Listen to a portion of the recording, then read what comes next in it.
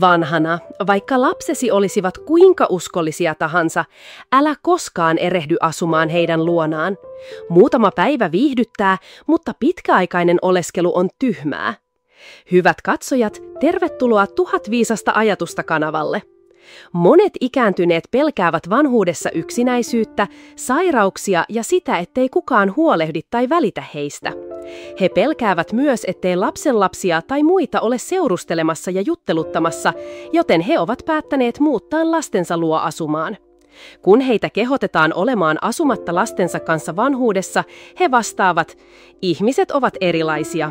Toiset lapset ovat uskollisia, toiset eivät. Siksi ikääntyneet päättävät asua uskollisimman lapsensa kanssa.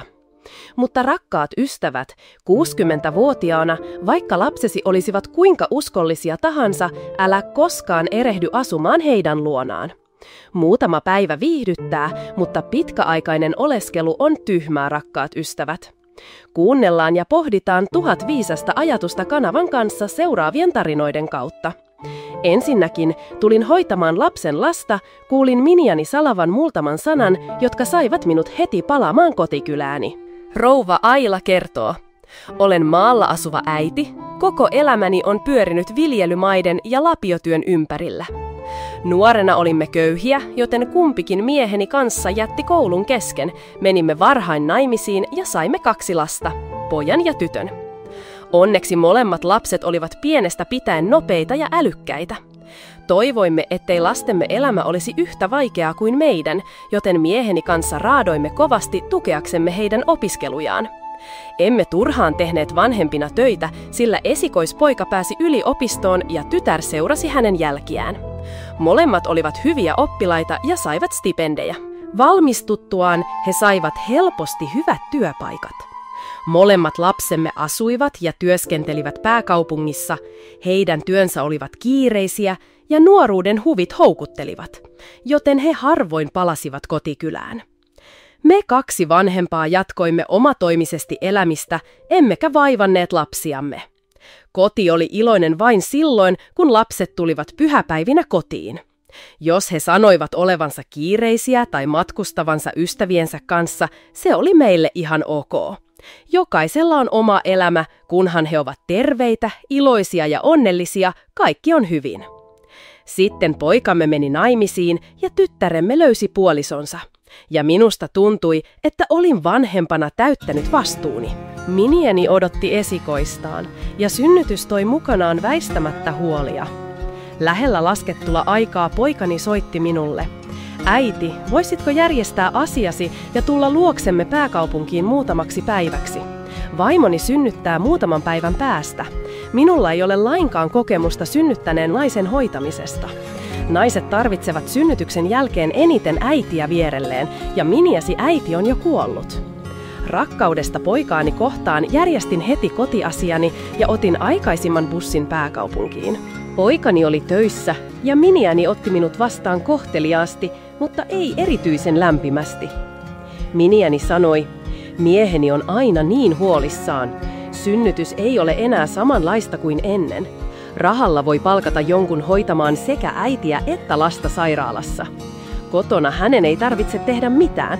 Hän vain tykkää vaivata sinua, äiti. Siitä päivästä lähtien, kun miniäni tuli taloon, hän oli käynyt kotikylässä vain muutaman kerran. Kerran häiden jälkeen, kerran kun mieheni oli vakavasti sairas ja kerran viime jouluna.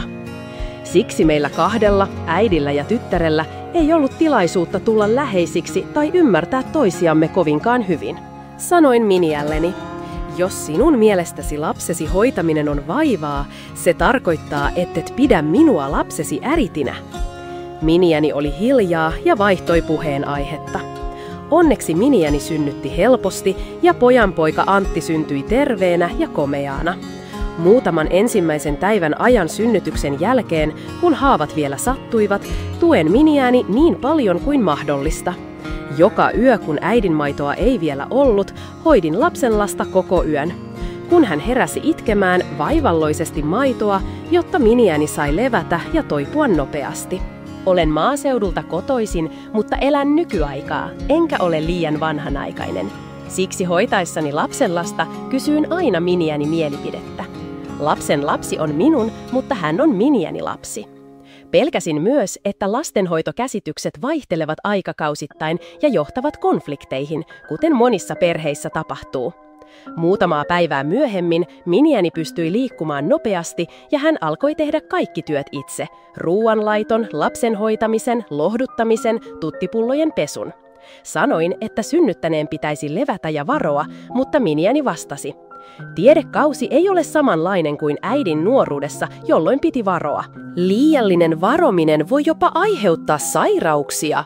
Eilen myöhään illalla kävelin lasteni huoneen ohi ja kuulin vahingossa, kuinka poikani ja miniäni ritelivät. Miniäni ääni oli selvä ja hyvin ärtynyt. Sanoin sinulle jo, että antaisin minun palkkata kotiapulaisen, mutta sinä et kuunnellut, vaan halusit ehdottomasti pyytää isoäitiä. Hän asuu maaseudulla ja meidän elintapamme ja ajattelutapamme ovat aivan erilaiset, enkä ole tottunut siihen. Hän kysyy kaikkea kuin pikkulapsi. Mieluummin palkkaisin apulaisen kuin pyytäisin isoäitiä. Ja niin he ritelivät kovaa äänisesti, kunnes pikku Antti heräsi ja alkoi itkeä. Aioin avata oven ja mennä sisään, mutta epäröin ja jätin menemättä. Koko sen yön en nukkunut. Olin osittain ymmärtänyt miniäni. Hän ei pitänyt asumisesta Anopin kanssa, vaikka meillä ei ollut riitoja, tai sitten oli asioita, joita hän ei sanonut ääneen, mutta joista hän ei todellisuudessa ollut tyytyväinen. Olisin voinut asua siellä kuinka kauan tahansa, jos hän olisi tarvinnut minua. Mutta hän ei tarvinnut minua. Samaan aikaan kotikylässä mieheni oli yksin ja joutui työpäivän jälkeen itse laittamaan ruokaa. Naiselle yksinolo on helpompaa kuin miehelle. Ja Anopin ja miniän asuessa pitkään yhdessä syntyy riitoja, vaikka niitä ei aluksi olisikaan. Seuraavana aamuna heräsin hyvin aikaisin, pakkasin matkalaukkuni valmiiksi ja valmistin aamiaisen lapsilleni.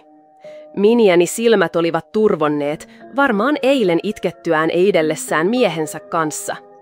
Katsoin poikaani, joka söi alaspäin katsoen, ei iloisesti kuten tavallisesti, ja sanoin, eilen yöllä kuulin teidän riitelevän ja tulin hyvin surulliseksi. Tulin tänne auttamaan teitä, en aiheuttamaan riitoja. Jos teillä ei ole mukavaa, palaan takaisin, koska totta puhuen ei minullakaan ole täällä mukavaa. Kaltaisilleni vanhuksille ei ole paikkaa oman kodin tai kotikylän veroista. Lisäksi kotikylässä on paljon tekemistä ja isänne on vaikea selviytyä yksin. Poikani katsoi minua ja sanoi, vaimoni on vielä nuori ja puhuu kokemattomasti. Äiti, älä välitä siitä, älä pidä mielessäsi. Pysy meillä vielä muutama päivä lapsen kanssa, kunnes hän täyttää kuukauden ja palaa sitten. Miniäni kuunteli miehensä puhetta ja pysyi hiljaa, osoittamatta mitään asennetta. Yritin sanoa teeskennellen, mielestäni Miniä on jo toipunut ja pystyy tekemään kaiken itse. Myöhemmin, jos tarvitsette apua, voitte palkata kotiapulaisen. Kun lapsi on vähän vahvempi, tuokaan hänet tänne, jotta hänen isoisänsä näkee hänen esikoispoikansa. Bussissa puhelimeni ilmoitti viestin. Se oli Miniältäni. Olen pahoillani, äiti. Olet tehnyt paljon töitä puolestamme, mutta minä olen käyttäytynyt tyhmästi. Jos olen ollut epäystävällinen tai väärässä, toivon, että anteeksi antaisitte minulle. Kun pikku Antti on hieman vahvempi, me mieheni kanssa tuomme hänet kotikylään tapaamaan isovanhempiaan. Luettuani viestin sydämeni keveni. Anoppi ja Miniä, jos mahdollista, eivät saisi asua yhdessä. Silloin tällöin isovanhemmat voivat tulla käymään lapsenlapsiensa luona ja lapset voivat tuoda lapsenlapsensa isovanhempien luo, kun heillä on aikaa. Joki elää omaa elämäänsä ja meri omistaa ilonsa. Kunhan kaikki elävät iloisesti ja sopuisasti, sitäkin voi pitää onnellisuutena. Hyvät kuulijat, lännessä vanhemmat ovat usein vastuussa lapsistaan vain 18-vuotiaaksi asti, jonka jälkeen nuoret yleensä vuuttavat omilleen ja ottavat vastuun taloudestaan ja muista asioistaan. Monet alkavat vuokrata asuntoa tai työskennellessään voivat ottaa asuntolainan ja maksaa sen vähitellen takaisin. Silloin länsimaisilla vanhemmilla on todella aikaa matkustaa, huolehtia itsestään ja tehdä asioita, joista he nauttivat, keski-iässä ja vanhuudessa. Aasialainen kulttuuri sen sijaan suosii sitä, että vanhemmat suojelevat ja huolehtivat lapsistaan pitkälle aikuisikään. Olipa lapsella perhe tai ei, vanhemmat tuntevat edelleen vastuunsa lapsistaan ja lapsenlapsistaan niin taloudellisesti kuin hoivaamisenkin suhteen, huolehtien heidän urastaan ja koulutuksestaan. Monissa suomalaisissa perheissä, vaikka vanhemmat ovat jo eläkeiässä, heidän on silti jatkettava lastensa taloudellista tukemista, miniöiden, vävyjen ja lapsenlapsiensa hoivaamista. Tämä johtaa lasten riippuvuuteen ja välinpitämättömyyteen, vaikka he ovatkin jo aikuisia. Sitä paitsi voimme tulla toimeen omien lastemme, oman veren kanssa, mutta tulevatko miniät ja vävyt todella toimeen? Emme pelkää lastemme epäkunnioitusta, vaan pikkaminkin miniöiden ja vävyjen vaikutusta omiin lapsiimme, mikä johtaa ratkaisemattomiin konflikteihin. Parempi olla ilman riitoja eikä asua yhdessä, jotta vältytään liian monilta arjen törmäyksiltä. Kun osapuolten välille on syntynyt ristiriita, sitä on erittäin vaikea ratkaista. Ja joissakin tapauksissa vanhemmat, lapset, miniät ja vävyt eivät voi enää kohdata toisiaan. Siksi 60-vuotiaiden vanhusten, vaikka he tietäisivätkin lastensa olevan kuinka uskollisia ja kilttien tahansa, tulisi vain käydä lastensa luona muutaman päivän ajan, rakkaat kuulijat. Mitä pidempään asuu, sitä enemmän syntyy riitoja ja konflikteja. Ratkaisemattomat ristiriidat kasaantuvat toisten päälle, painaen ja loukkaten molempia osapuolia. Tämä ei varmasti ole sitä, mitä toivotte, eikö vain? Toiseksi, elämäni suurin katumus on se, että myin taloni ja muutin lasteni perässä kaupunkiin. Nämä olivat herra Matti Virtasen, 69-vuotiaan, entisestä kotikaupungistaan Tampereelta sanat, kun hän ja hänen vaimonsa myivät talonsa ja muuttivat Helsinkiin asumaan lastensa luo. Henkilön nimet on muutettu. Virtasen pariskunta oli ala-asteen opettelija Tampereella. Herra Virtasella oli 2 poikaa, jotka opiskelivat yliopistossa Helsingissä ja jäivät sitten sinne perustamaan elämänsä sen sijaan, että olisivat palanneet kotikylään vanhempiensa luo. Valmistuttuaan hänen poikansa saivat itse työpaikat. Heidän työnsä olivat vakaat, mutta ansiot riittivät juuri elämiseen kaupungissa. Lähes 10 vuotta sitten Virtaset jäivät eläkkeelle ja heillä oli säästöjä muutamia satoja tuhansia euroja. He keskustelivat keskenään pitävänsä rahat myöhempään käyttöä varten lapsilleen. Nähdessään lastensa vuokra-asunnot ahtaina ja kalliina, herra Virtanen keskusteli vaimonsa kanssa maan ostamisesta Helsingin esikaupunkialueelta. Tuolloin Helsingin maa-alueiden hinnat olivat nousussa ja kalliita, joten Virtaset antoivat kaikki rahansa lapsilleen maan ostamiseen toivoen, että heillä olisi myöhemmin oma paikka asua, mikä oli paljon parempi kuin asuminen vuokralla. 44 metrin tonttille rakennettiin väliaikainen omakotitalo. Kun vanhin poika meni naimisiin ja sitten toinenkin, Virtasilla ei ollut enää mitään annettavaa lapsilleen. Vain 1 tontti Helsingin esikaupunkialueella reilun 10 kilometrin päässä keskustasta. Lapset vetosivat siihen, että se oli liian kaukana keskustasta, joten kukaan heistä ei halunnut asua siellä. Myyminen olisi ollut sääli, sillä he olisivat menettäneet puolet tontin arvosta. Virtaset pitivät sitä kuin pientä omaisuutta, jonka he voisivat jakaa lapsilleen. Mutta sitten lapsenlapset syntyivät yksi toisensa jälkeen, lasten työt olivat epävarvoja ja vuokrarahat eivät riittäneet. Virtasten oli jaettava aikaansa Helsingin ja lastenlasten hoitamisen välillä, tukeakseen lapsiaan. Herra Virtanen hoiti yhtä lapsenlasta Kannelmäessä ja rouva Virtanen hoiti toista Puotinharjussa. Vaikka he asuivat samassa kaupungissa, he tapasivat toisiaan vain kerran kuukaudessa. Vuokra-asumisen epämukavuus ja myötätunto lapsiaan kohtaan saivat Virtaset keskustelemaan palaamisesta kotikylään ja myymään jäljellä olevan perintötalon, jotta he voisivat muuttaa pääkaupunkiin lastensa luo ja hoitaa heitä helpommin. Koska lapset työskentelivät 2 hyvin eri paikassa, eikä kukaan heistä halunnut asua vanhempiensa kanssa, Virtaset myivät kotikylän talonsa 1,4 miljoonalla eurolla ja esikaupunkialueen tontin ja jakoivat sitten rahat 2 lapselleen pääomaksi asunnon osamaksun ostamiseen. Kumpikin lapsi osti oman asunnon, ja Virtaset olivat erittäin iloisia, sillä nyt lapsilla oli oma paikka asua. Ilo ei kuitenkaan kestänyt kauan. Virtaset todistivat, kuinka vanhempi ja nuorempi poika jakautuivat pohtimaan, kenen luona vanhemmat asuisivat. Kahden Minian väliset ristiriidat eivät olleet vähäisempiä kuin Minian ja Anopin väliset. Virtasen pariskunta joutui hiljaa istumaan lasten päätösten mukaisesti. Lopulta he asettuivat vanhemman pojan luo, koska hänen 74 metrin asuntonsa 2 makuuhuoneella oli suurempi kuin nuoremman pojan. Asuessaan lastensa kanssa herra Virtanen tunsi aina itsensä ahdistuneeksi.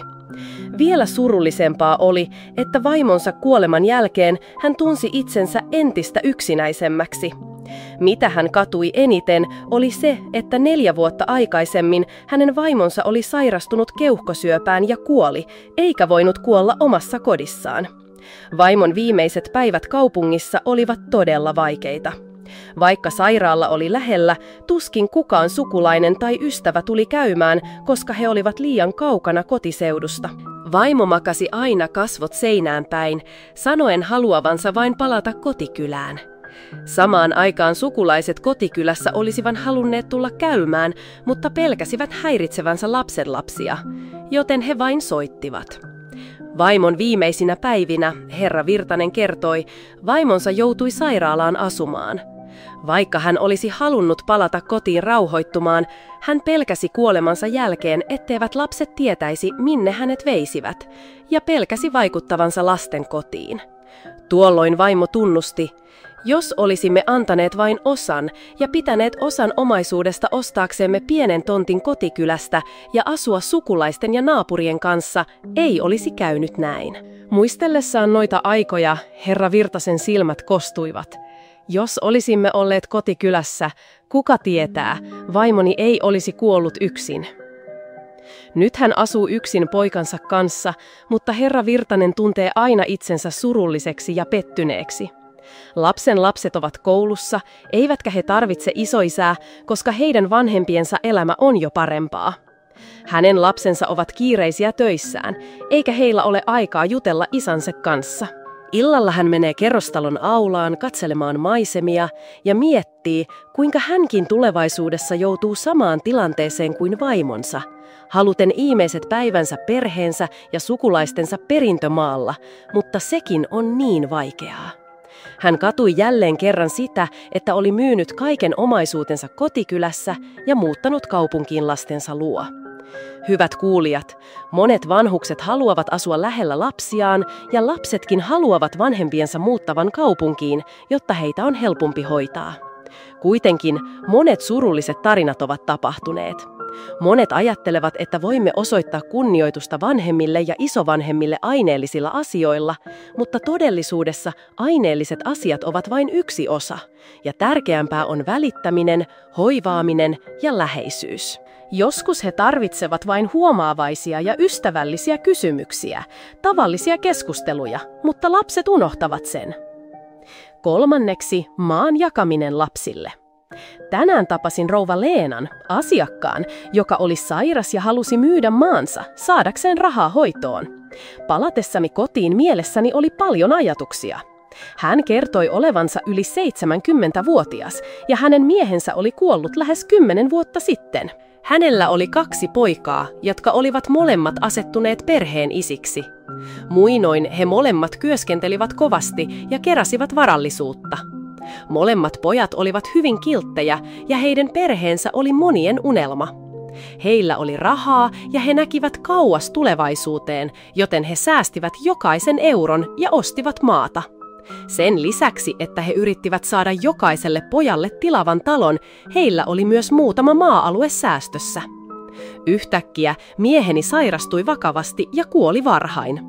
Aikoinaan, aina kun ostimme maata, rakensimme talon tai hoidimme työmme, meidän piti tehdä kovasti töitä.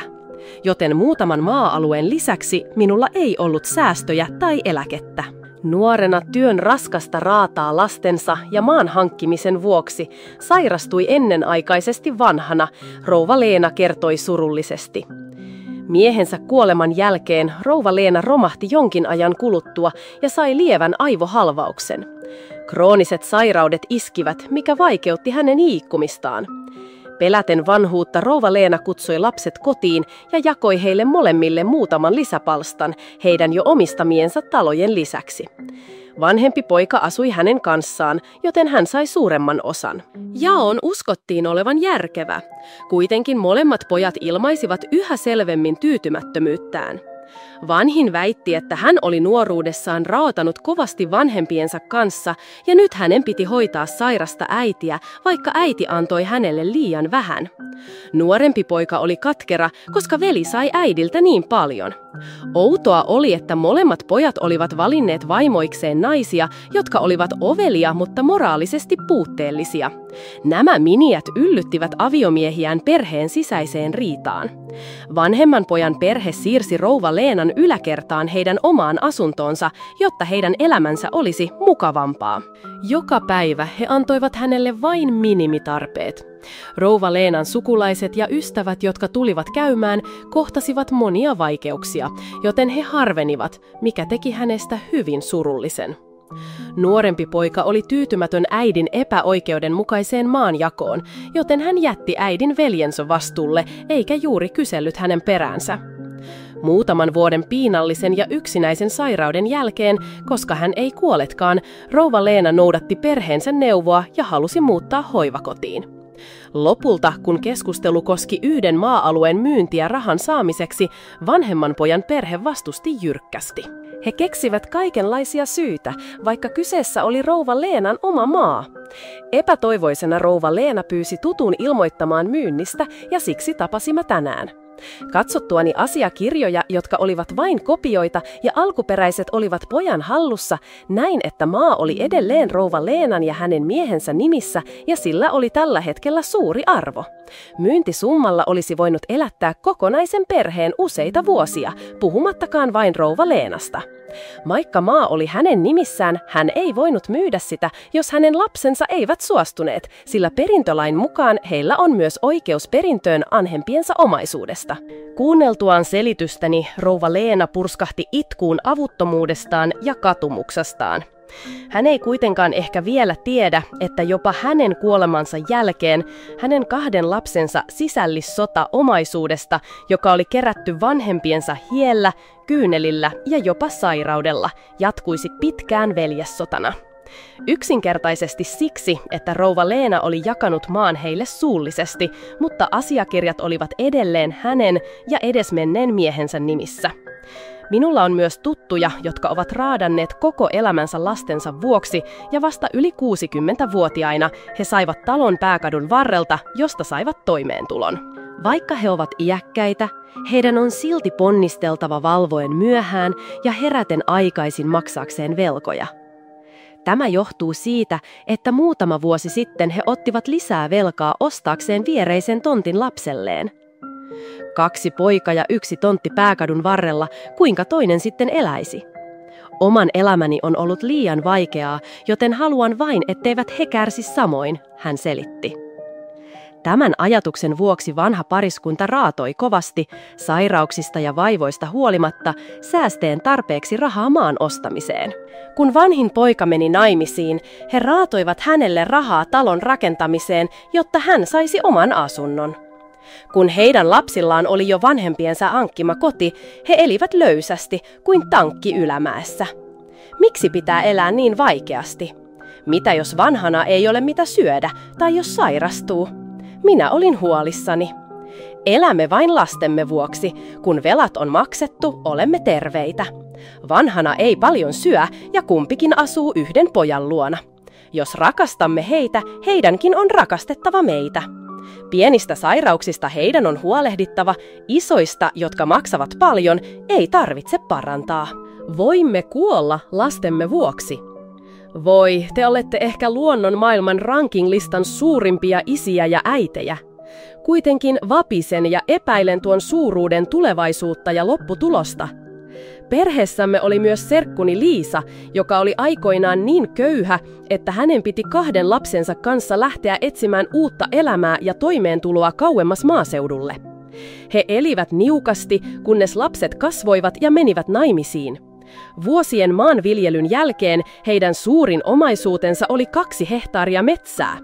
Liisa ajatteli, että lapset olivat jo aikuisia ja hän itse söi vähän, joten hän jakoi heille molemmille hehtaarin viljeltäväksi. Sitten hän asui vuoroin kummankin lapsensa perheen luona, mutta jännite muuttui konfliktiksi. Lopulta hän muutti pieneen vajaan pellon reunalla ja teki päivittäin palkkatyötä elääkseen. Vanhana, ilman mitään ja sairauden piinaamana keskellä syvää metsää, hänen kärsimyksensä olivat sanoin kuvaamattomat. Muutama vuosi sitten maan hinta nousi ja poika myi koko 2 hehtaarin maan miljoonilla euroilla maksaakseen velkansa ja lähti sitten toiselle alueelle töihin. Uusi ostaja tasoitti maan tasalle sen ränsistyneen talon, mutta säälistä antoi Liisan jäädä asumaan vajaan pellon kulmaan. Kerran käydessään hänen luonaan, seisoessaan siinä vajassa, joka oli vieläkin ränsistyneempi kuin entisajan köyhimmät mökit, näin hänen kurjan olemuksensa ja tunsin sekä sääliä että suuttumusta. Todellisuudessa en voinut syyttää hänen lapsiaan. Heilläkin oli lapsia ja he olivat edelleen köyhiä. Liisan luonnekin oli vanhemmiten muuttunut yhä monimutkaisemmaksi ja hänellä oli paljon sairauksia. Poika oli välinpitämätön ja Miniasta puhumattakaan. Kuitenkin, jos hän olisi aikoinaan osannut nähdä pidemmälle ja pitänyt osan maasta tai valmistautunut paremmin vanhuuteensa, hän eläisi nyt paljon mukavammin, eikä kärsisi näin. On myös tuttu, jolla oli lähes 10 lasta, ja perheen maa oli myös laaja. Yleensä sitä riitti kaikille lapsille, jokaiselle oma osuus. Talossa asui monenikäisiä, ammattikuntia ja tilanteita olevia lapsia. Joku oli upporikas, mutta joku oli edelleen köyhä. Aikoinaan maa oli halpaa, eivätkä vanhemmat ajatelleet pitkälle, joten he jakoivat maata lapsilleen sattumanvaraisesti. Kun vanhin poika meni naimisiin, he ikään kuin leikkasivat sinulle oman paikan sinne, ja hän sinne sitten hitaasti rakensi omaa asuntoaan. Toiselle, joka adoi autoa, annoimme vielä palasen maata autoa varten. Toiselle, jolla oli varaa, annoimme rakentaa pramean talon. Niin se jatkui, kunnes yhtäkkiä vanhuus iski. Ei ollut omaa maata takataskussa, ei eläkettä, eikä uskallettu myydä maata. Kummallista oli, että muutama kauemmas muuttanut lapsi ei ollut saanut maata tai sai liian vähän, mikä johti tyytymättömyyteen ja konflikteihin. Vastuunsa vanhemmista he laskivat maan perusteella. Eikä siinä kaikki, sisällissota maasta tulevaisuudessa on vielä pitkään edessä. Voisiko olla, että vanhemmat jakoivat maan mukana myös veljessodan jälkiseuraukset lapsilleen? Minulla on myös kotiapulainen Liisa, kotoisin Helsingistä. Hän kertoi, että hänen perheensä asui eräässä sisäkaupungin osassa ja hänen vanhemmillaan oli peräti 12 lasta, 8 poikaa ja 4 tyttöä. He asuivat naapurustossa, mutta heidän maansa oli myös laaja. Isä kuoli varhain ja äiti jäi yksin, joten heillä ei ollut paljoa varallisuutta. Aikoinaan äiti rakensi 2 riviä, yhteensä 18 vuokrahuonetta. Hän piti 4 ulompaa huonetta itsellään, myi niissä sekatavaroita ja elätti lapsiaan ja loput hän vuokrasi. Sitten myöhempinä vuosina joku muutti Suomesta ulkomaille, joku ponnisteli ostaakseen oman talon, joku meni naimisiin, joku meni armeijaan tai poliisiin ja sai asunnon. Oli myös niitä, jotka olivat niin köyhiä, että he valtasivat yhden äidin vuokrahuoneesta asuakseen siellä. Kun hänen äitinsä oli vielä virkeä, hän teki testamentin ja jakoi omaisuutensa tasan kaikille lapsilleen. Oli kyseessä sitten poika tai tytär, ulkosuomalainen tai tavallinen työläinen. Jokaiselle 1 vuokrahuone. Lisäksi hän antoi vanhimmalle pojalle, joka myöhemmin hoitaisi esi-isien kunnioittamisen, ja nuorimmalle, joka oli sairaalloinen ja heikoin perheessä. 4 ulompaa huonetta hän piti itsellään, kunnosti ne ja vuokrasi ne ulkopuolisille saadakseen rahaa itselleen. Tätä osaa hän ei testamentanut enellekään lapsistaan. Liisa kertoi, että hänen äitinsä on nyt yli 90-vuotias, eikä enää täysin virkeä, mutta hänellä on edelleen erittäin mukava elämä. Liisa itse on yli 50-vuotias ja vasta nyt hän ymmärtää, kuinka suurisuuntaisen suunnitelman hänen äitinsä oli tehnyt jakaessaan maata lapsilleen jo kauan sitten. Jo hyvin nuorena hänen äitinsä oli aktiivisesti rakentanut 18 vuokrahuonetta mahdollisuuksiensa mukaan, sen sijaan, että olisi rakentanut jotain muuta. Liisa itse meni naimisiin ja sai 2 lasta. Sitten hänen miehensä jäi uhkapeleihin ja oli niin huono, ettei he voineet asua yhdessä. Äiti ja lapset muuttivat siihen huoneeseen, jonka äiti oli jakanut heille vuosia sitten, ja he tekivät palkkatyötä, elivät niukasti, mutta kasvoivat aikuisiksi. Nyt Liisan lapset ovat perustaneet perheen. Liisa on työskennellyt kotiapulaisena muutaman vuoden, ansaiten rahaa vanhuutta varten. Koska hänellä on edelleen oma koti, hän palaa äitinsä luo joka sunnuntai. Liisa sanoi, että ilman äidin jakamaa huonetta hän olisi varmaan kuollut. 2 vuokrahuoneistoa ovat nyt niin, että jotkut sisaruksista ovat liian rikkaita ottamaan niitä ja luovuttavat ne niille, jotka hoitavat äitiä lähempänä. Jotkut köyhät asuvat edelleen niissä, jotkut ovat luovuttaneet ne sisaruksilleen ja jotkut vuokraavat ne edelleen. Kuitenkin kaikki ovat iloisia ja tuntevat aina, että vanhempien koti on todella viimeinen turvapaikka myrskyisessä elämässä. Äidin kannalta, vaikka lapset vuorottelevat hänen hoitamisessaan, hän ei ole koskaan tarvinnut rahaa tai asunut heidän luonaan. Päinvastoin, kaikki lapset ovat edelleen läheisiä ja kunnioittavat äitiään kuten ennenkin. Liisa kertoi, että perheessä oli myös liiketoiminnallisia ja laskelmoivia sukulaisia, jotka halusivat sisarusten yhdessä myyvän talon, jotta he saisivat siitä hyvän hinnan ja jakaisivat rahat keskenään. Kuitenkin äiti ja Liisa eivät koskaan suostuneet siihen. Ehkä paikka ei ole enää tärkeä heille tai varakkaille, mutta se on koti, henki ja Liisan pelastusrengas ennen ja nyt. Liisa ja muutama hänen nuoremmista sisaruksistaan aikovat äidin kuoleman jälkeen myydä äidin osuuden maasta ja käyttää rahat kotikylään paikkaan esi-isien muistamiseksi ja huolehtiakseen äidin hautajaisista ja haudasta kunnollisesti. Muistan vielä, kuinka aikoinaan kotikylässä oli 6 sisarusta. Siskot menivät naimisiin ja taloon jäi 2 veljestä. Isä sanoi, että isoisä oli aikoinaan jakanut isälle tontin, jolle mahtui 5 huoneen talo.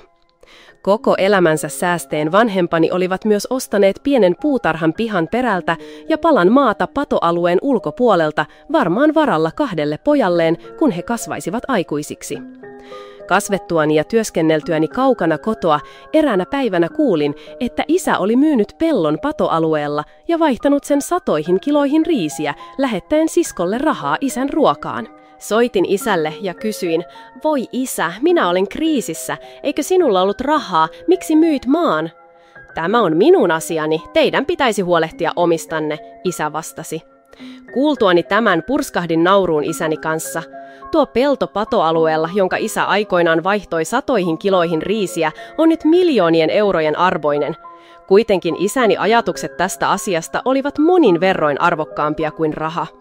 Vuosien harhailun ja vastoinkäymisten jälkeen oli aikoja, jolloin olin väsynyt, halusin luovuttaa, jättää kaiken ja palata maaseudulle asumaan.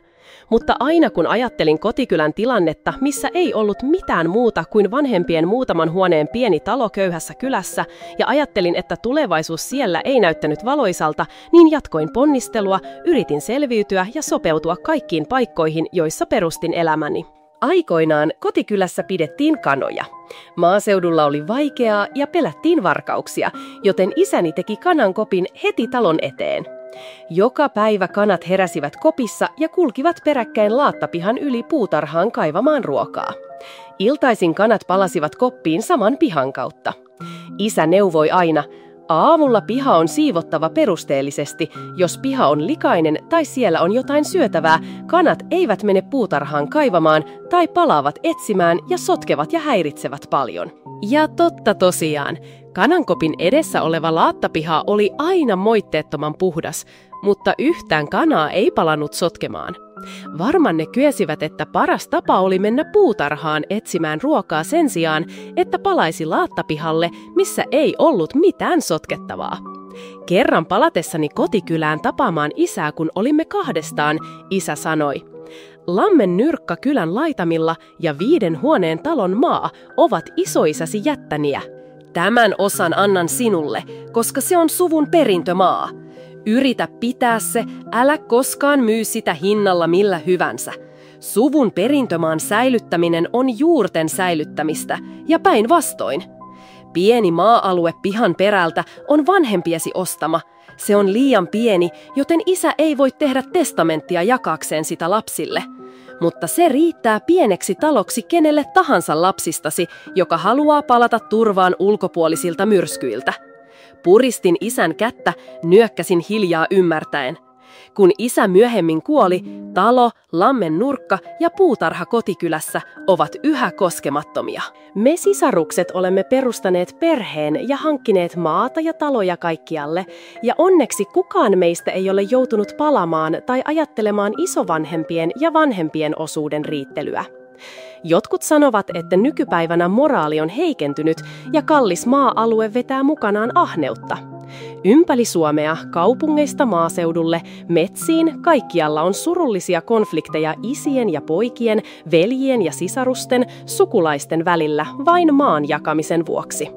Tämä on tietenkin totta.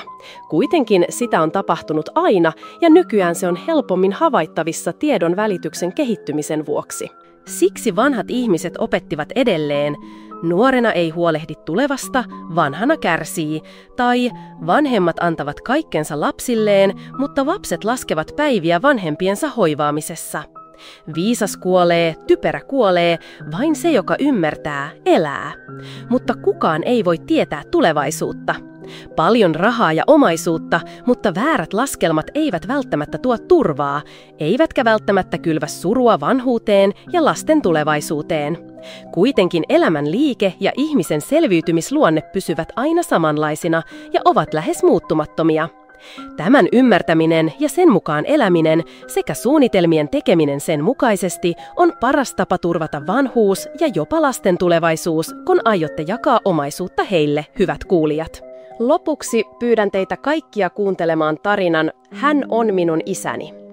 Kyyristyneenä isoäidin rintaa vasten nyyhkyttäen kuulin uutisen, että äitini meni naimisiin. Hän oli yksikätinen mies, jonka kasvot olivat täynnä epätasaisia arpia ja hän näytti todella rumalta. Kun hän ensimmäistä kertaa tuli kotiin ja yritti silittää päätäni toisella kädellään, peräännyin kasvot rypistyneinä ihosta. Hyvin nopeasti hänen rumilla kasvoillaan näkyi ohikintävä muutos, mutta sitten hän hymyili minulle lempeästi. Äiti istui hiljaa sanomatta mitään. Hetken kuluttua näin äidin ottavan isän kuvan alttarilta ja pyyhkivän sitä. Äiti itki. Isoäiti puhui hänen kanssaan pitkään, kunnes hän lähti. Vasta silloin isoäiti etsi minut. Tuolloin tunsin tyhjyyttä, sillä tuntui kuin olisin menettämässä äidin toiselle. 10-vuotiaana lapsi alkaa aistia ympäröivää elämää. Isäni oli kuollut muutama vuosi sitten epileptiseen kohtaukseen, joka oli seurausta aivoihin juuttuneen sirpaleen aiheuttamana vanhan sodan aikana. Jäljelle jääneet tuhkat palasivat hänen kotimaahansa. Äiti palasi isoäidin kotiin mukanani. Olin silloin alle 7-vuotias, 2 biologisen sedän hyljeksinnän jälkeen, joiden tarkoituksena oli vallata isäni jättämä maa. Sinä päivänä, kun äiti meni naimisiin, piilouduin huoneeseen ja itkin. En suostunut tulemaan ulos, vaikka isoäiti ja äiti kuinka yrittivät lohduttaa minua. Iltapäivällä, kun kaikki olivat lähteneet ja oli vain muutama annos ruokaa, ei mitään prameaa. Silloin hiivin ulos syömään salaa, sillä olin niin nälkäinen. Ennen kuin ehdin tarttua pullaan, hän tuli paikalle. Hän yritti hymyillä, mutta hänen vääristyneiden kasvojen vääristynyt hymy sai minut pelkäämään entisestään. Isoäidin pyynnöstä hän muutti kotiin asumaan kanssamme häiden jälkeen. Tunsin oloni entistä epämukavammaksi. Isoäiti käski minun kutsua häntä isäpuolesti, mutta minä en suostunut. Nähdessään vastustukseni ja kun isoäiti moitti minua, hän vain hymyili surullisesti ja pyysi isoäitiä olemaan moittimatta minua enempää. Yhteinen elämä henkilön kanssa, jota todella vihasi, oli erittäin epämukavaa, etenkin kun joka päivä näin hänen tulevan ulos äidin vakuuhuoneesta ja minut oli siirretty nukkumaan isoäidin kanssa.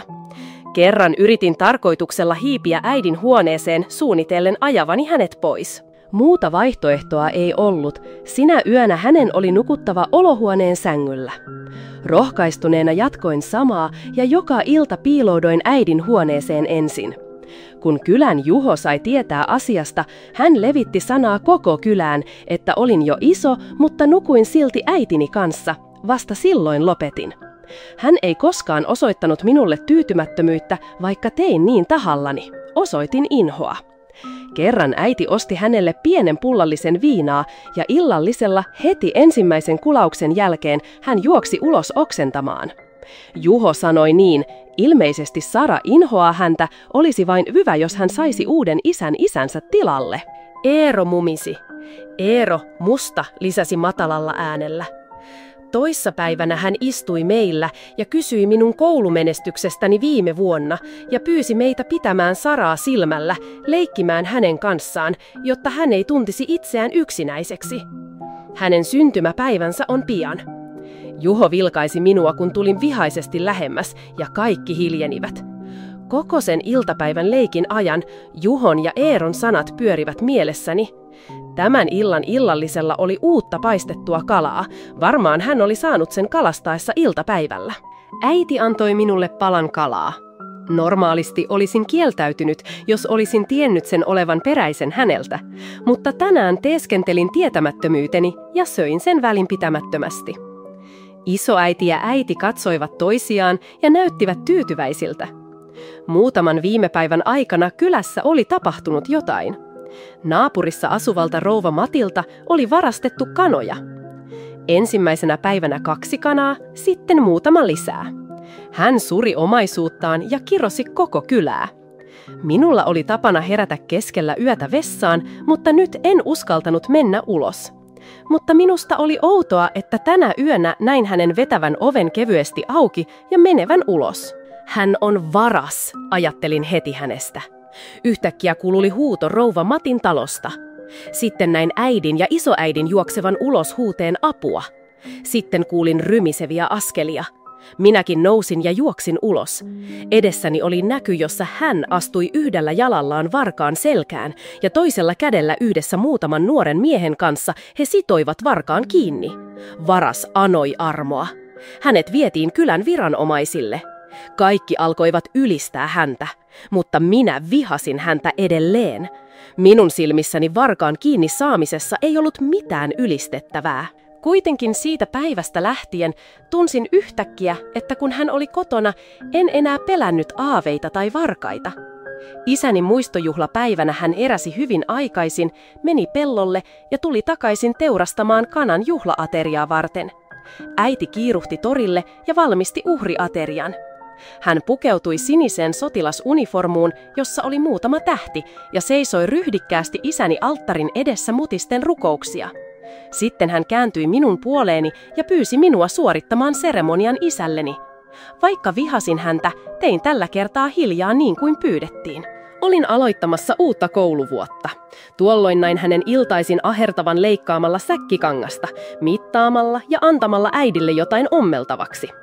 Koulun avajaispäivänä äiti antoi minulle erittäin kauniin koululaukun. Pidin siitä todella paljon, mutta teeskentelin välinpitämättömyyttä. Juuri silloin Juho tuli käymään, piti laukusta niin paljon, että pyysi sitä heti äidiltäni. Kuka antoi sinulle luvan pyytää sitä, minä huusin pelosta. No, jos et käytä sitä, anna minulle. Kuka sanoi, etten käytä sitä? Niin otin laukun, laitoin kirjat sisään, unohtaen kokoaan, että se oli hänen minulle tekemänsä. Koululaukku sai ystävien ylistyksen, mikä sai minut ylpeäksi. Historiatunnilla opettaja kertoi kotikyläni sankareista ja marttyreistä. Hänen tarinassaan mainittiin myös hän. Ystäväni huudahtivat, katsoivat minulla, mutta minä teeskentelin, ettei mitään ollut tapahtunut ja uppouduin lukemiseen. Opettajan tasainen ääni kaikui. Kyllessämme on sotainvalidi, jolla on vain yksi käsi. Mutta vaikka hänellä on vain yksi käsi ja vartalo täymmä sodan arpia, hän on silti kylän esimerkillinen henkilö kotiseudun rakentamisessa. Hänen aloitteidensa ja tekojensa ansiosta koulumme on nykyään paljon tilavampi. Hänen kätensä loukkaantui, koska hän kerran rohkeasti puolusti joukkuetovariaan. Aivan, tiedän, pelastettu henkilö oli Saran isä. Sen ansiosta hän ei menehtynyt taistelukentällä. Kuka sen sinulle sanoi? Nousin ylös, unohtaen, että opettaja oli luokassa. Minun isäni kertoi. Jos et usko, kysy äidiltäsi. Huusin, se ei ole totta, valehtelet! Sitten juoksin ulos luokasta. Sinä iltapäivänä vaeltelin patorakenteella enkä palannut kotiin. Kun aurinko alkoi laskea, kuulin nimeni huudettavan patorakenteelta. Äidin, opettajan ja isoäidin äänet kantoivat tuulen mukana. Liukastin patorakenteelta alas, kohtaan jossa oli ruusupensaita ja tiheää ruokopeltoa, piiloutuakseni. Ajatus siitä, että hän oli pelastanut isäni, oli minulle mahdoton hyväksyä, kuin eläisin valheessa. Jos hän uhrasi itsensä pelastaakseen isäni, miksi hän sitten otti äitini? Nyyhkyttäjä ääneen en huomannut lähestyvää kobraa. Kun huomasin sen, se oli jo liian myöhäistä. Käärme syöksyi minuun. Mutta silloin, kun se aikoi iskeä minuun, hän ilmestyi. En tiedä miten, mutta hän tappoi sen ennen kuin ehdin kauhusta. Kun tulin tajuihini, näin meidän molempien makaavan sairaalahuoneessa. Isoäiti ja äiti itkivät. Minä puolestani nousin hätääntyneenä ylös, katsoin häntä heikkona ja väsyneenä sängyllä. Ja sitten kuulin äidin kertovan, että hän oli saanut käärmeen pureman ja hänelle oli annettu lääkettä. Huusin, unohtaan vihan häntä kohtaan. Herää, isäpuoli, herää, isä! Voi isä, sinä olet minun isäni, herää! Joku käsi tarttui käteeni lempeästi. Avasin silmäni ja näin kyynelten läpi hänen lämpimät, rakastavat silmänsä. Tajusin, että vaikka biologinen isäni ei ollut enää elossa, olin silti onnellinen, aivan kuten muutkin koulukaverini. Sillä tässä maailmassa minulla oli vielä hän. Hän oli minun isäni.